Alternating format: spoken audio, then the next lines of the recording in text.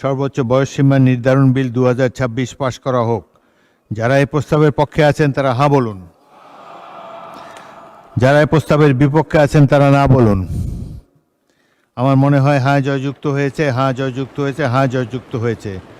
অতএব সংসদে উত্থাপিত আকারে সরকারি স্বায়ত্তশাসিত সংবিধিবদ্ধ সরকারি কর্তৃপক্ষ, পাবলিক নন ফাইন্যান্সিয়াল কর্পোরেশন, স্বশাসিত সংস্থাসমূহে সরাসরি নিয়োগের ক্ষেত্রে সর্বোচ্চ সময়সীমা নির্ধারণ বিল 2026 পাশ হলো। এখন কি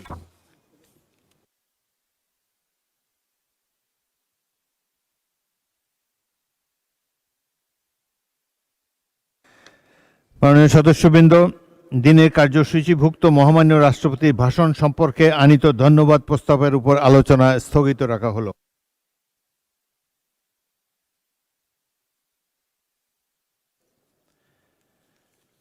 এখন মাননীয় সদস্যবৃন্দ, দিনের কার্যসূচি অনুসারে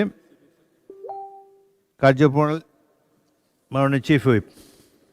মাননীয় স্পিকার, খুব বিস্ময়ের সাথে এবং অত্যন্ত হৃদয় দিয়ে অনুভব করলাম, একটা বিষয় দেখলাম যে জুলাই যুদ্ধ শুরু হয়েছে যাদের দিয়ে এবং যে কারণে, এবং বয়স বাড়ানো বিষয়টা ছিল, আর আমার চাকরি একজনে নিয়ে যায় কেন, এই যে বিষয়টা নিয়ে আন্দোলন শুরু হলো, সেই আন্দোলনে ফ্যাসিস্ট সরকারের পতন হলো, বাংলাদেশে একটা নতুন সূর্য উদিত হলো এবং আমরা যে নিঃশ্বাস নিতে পারতাম না, নিঃশ্বাস নেওয়ার সুযোগ তৈরি হলো যাদের দিয়ে।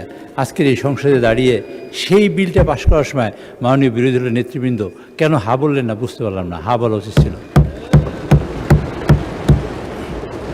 এবং আমরা মনে করি যে এই বিষয়টা অত্যন্ত স্পর্শকাতর। সকলের দিন আজকের মাননীয় স্পিকার, আপনার মাধ্যমে বলতে চাই, না বলে নাই কিন্তু মাননীয় স্পিকার, একটা বিষয় আছে যে আজকের এই সংসদে আমি আপনাকে আপনার দৃষ্টি আকর্ষণ করছি এবং মাননীয় সদস্যবৃন্দের দৃষ্টি আকর্ষণ করছি।